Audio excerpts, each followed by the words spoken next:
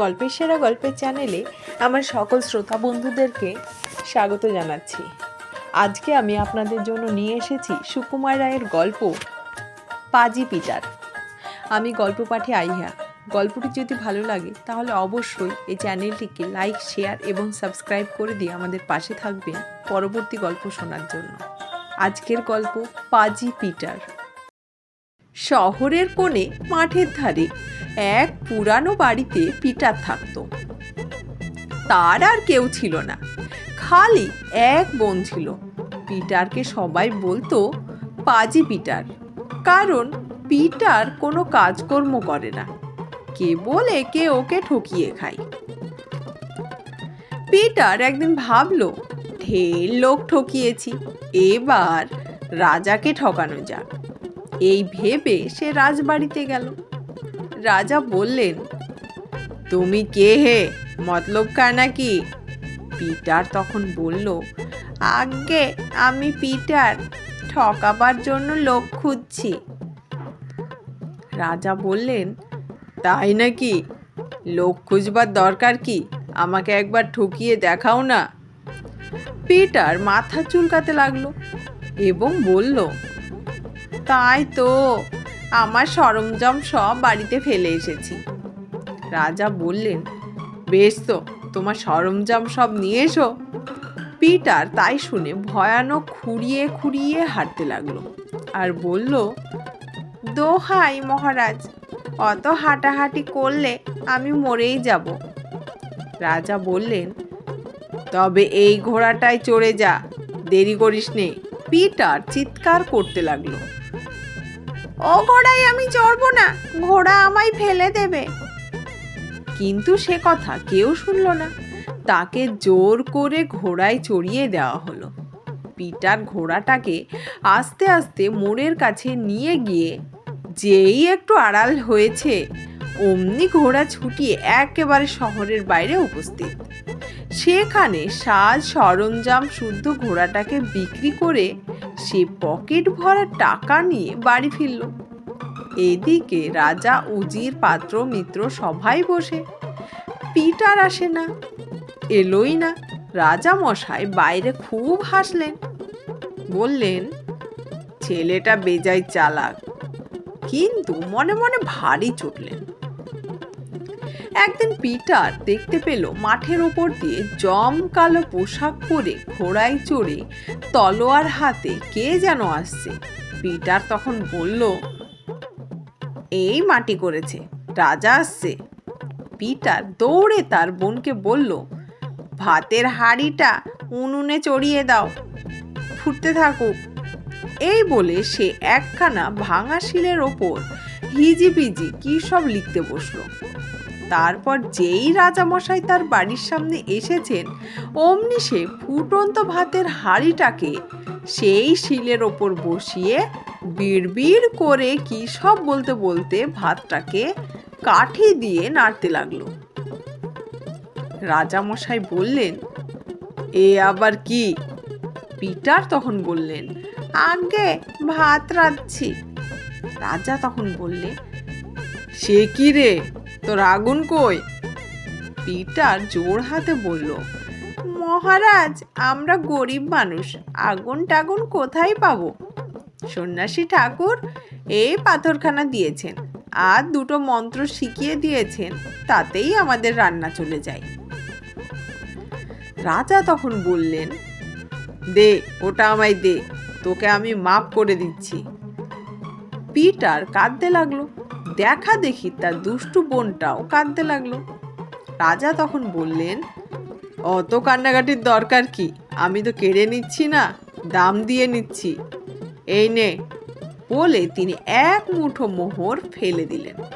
তখন পিটার তাকে একটা জাতা মন্ত্র শিখিয়ে দিল। রাজা মশাই সেই শিলখানা নিয়ে বাড়ি ফিরলেন। গিয়ে সকলকে বলে পাঠালেন, কাল সকালে তোমাদের এক আশ্চর্য ভোজ খাওয়াবো। সকাল না হতেই মন্ত্রী, উজির, কোটাল সকলে আশ্চর্য ভোজ খাবার জন্য রাজবাড়িতে হাজির। রাজা মশাই সেই পাথরটিকে ঘরের মধ্যে বসিয়ে তার ওপর প্রকাণ্ড এক হাঁড়ি চাপালেন। আর পোলাওয়ের চাল, ঘি, মাংস, মশলা, আর তার মধ্যে দিয়ে গম্ভীরভাবে মন্ত্র পড়তে লাগলেন। 5 মিনিট হয়ে গেল, 10 মিনিট হয়ে গেল, ঘন্টার পর ঘন্টা কেটে গেল, পোলাও আর হলো না। সকলে মুখ চাওয়াচাওয়ি করতে লাগলো। রাজামশাই রেগে ঘেমে লাল হয়ে উঠলেন। শেষটায় তিনি লাফিয়ে উঠে কাউকে কিছু না বলে এক তলোয়ার হাতে আবার ঘোড়ায় চড়ে পিটারের বাড়ি ছুটলেন।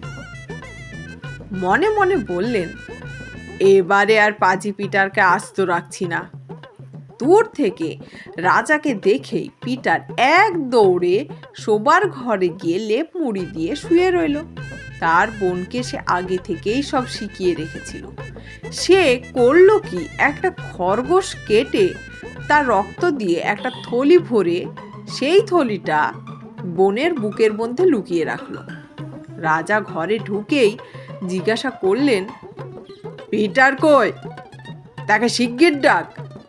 পিটারের বোন তখন বলল, দোহাই মহারাজ, পিটার এখন ঘুমোচ্ছে। সে ভয়ানক রাগী লোক, এখন জাগাতে গেলে আমায় মারবে। রাজা তখন বললেন, কিচ্ছু ভয় নেই, আমি আছি। পিটারের বোন পিটারকে ডাকতে লাগলো। খানিক বাদেই একটা চিৎকার গর্জনের মতো শোনা গেল।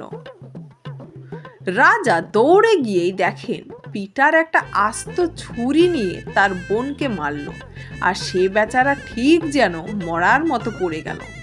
রক্তে তার কাপড় লাল হয়ে গেল। রাজা তখন বললেন, তবে রে পাজি পিটার, তোর বোনটাকে শুধু শুধু মেরে ফেললি? পিটার তখন বলল, মহারাজ, 1 মিনিট সবুর করুন। এই বলে সে একটা ভাঙা শিঙের বাঁশি নিয়ে তার বোনের চোখে মুখে ফু দিতে লাগলো। 1 মিনিটের মধ্যে মেয়েটা চোখ মেলে বড় বড় দীর্ঘ নিঃশ্বাস ফেলে উঠে বসলো। রাজা তো অবাক। তিনি বললেন, এই শিঙেটা আমায় দিতে হবে। পিটার কাঁদতে লাগলো, বলল, দোহাই মহারাজ, ওটা না হলে আমাদের চলবে কেমন করে? দেখা দেখি বোনটাও কাঁদতে লাগলো। এবার আমি মারা গেলে কি করে বাঁচাবে? দোহাই মহারাজ, পিটারের মেজাজ বড় ভয়ানক। রাজা তখন বললেন, আমার মেজাজ তার চাইতেও ভয়ানক। তোদের যে মেরে ফেলেনি এই ঢের, এই নে, বলে এক মুঠো মোহর ফেলে দিলেন। রাজা বাড়ি ফিরতে ফিরতে ভাবলেন, এবার যার ওপর রাগ করব একেবারে তলোয়ারের কোপ বসিয়ে দেব। বাড়ি ফিরে দেখেন নিমন্ত্রিত লোকেরা তখনও আশ্চর্য ভোজ খাবার আশায় বসে আছেন। মন্ত্রী বললেন, মহারাজ, আহারের অন্য বন্দোবস্ত করতে বলবো কি? রাজা বললেন, কি এত বড় কথা? আমি করছি একরকম বন্দোবস্ত, আর তুমি করবে অন্য রকম। বলেই মন্ত্রীর মাথায় এক কোপ বসিয়ে দিলেন। উজির নাজির কোটাল সব হা হা করে উঠতেই রাজা ঘ্যাঁচ ঘ্যাঁচ করে তাদেরও মাথা কেটে দিলেন। চারিদিকে হুলুস্থুল পড়ে গেল। রাজা বললেন, ভয় নেই, ভয় নেই, তোমরা এখন মজা দেখো। বলে তিনি শিঙেটা মন্ত্রীর মুখের কাছে নিয়ে ফু দিতে লাগলেন। কিন্তু ফু দিলেই হবে কি? মরা মানুষ কি আর বাঁচে? তখন রাজার হুকুমে পেয়াদা পুলিশ দৌড়ে গিয়ে পিটারকে ধরে আনলো। একটা মজবুত বাক্সের মধ্যে তাকে বন্ধ করে সেই বাক্স মোটা দড়ি দিয়ে বাঁধা হলো। রাজা বললেন, পাজি পিটার, তোমার শাস্তি শোনো। এই বাক্সে ভরে 3 দিন 3 রাত্রি তোমাকে ওই পাহাড়ের উপর রাখা হবে। সেখানে রোদে পুড়ে হিমে ভিজে তুমি তোমার দুষ্টুমির কথা ভাববে। তারপর তোমাকে এই পাহাড় থেকে একেবারে সমুদ্রে ফেলে দেওয়া হবে। পিটার বলল, আহা, মহারাজের দয়ার শরীর। পাহাড়ের আগায় বাক্সের মধ্যে শুয়ে পিটার মনে মনে ভাবছে এখন উপায়, আর মুখে চিৎকার করে গান করছে, ধিনতা ধিনা তাধে ধেই স্বর্গে যাবার রাস্তায়। এমনি করে 2 দিন গেল। 3 দিনের দিন এক বুড়ো বিদেশি সওদাগর সেখানে এলো। সে বেচারা তীর্থ করতে বেরিয়েছে। পিটারের গান শুনে ব্যাপারটা কি দেখতে এলো। সওদাগর বলল, তুমি কে ভাই? স্বর্গের রাস্তার কথা বলছিলে। পিটার বলল, আরে চুপ, কাউকে বলো না, তাহলে স্বর্গে যাবার কাড়াকাড়ি পড়ে যাবে। মাঝে থেকে আমার আর স্বর্গে যাওয়া মাটি হবে। সওদাগর বলল, ভাই তুমি একা যাবে কেন? আমায়ও একটু পথ বলে দাও না গো। পিটার তখন বলল, সকলের কি আর সম্ভব হয়?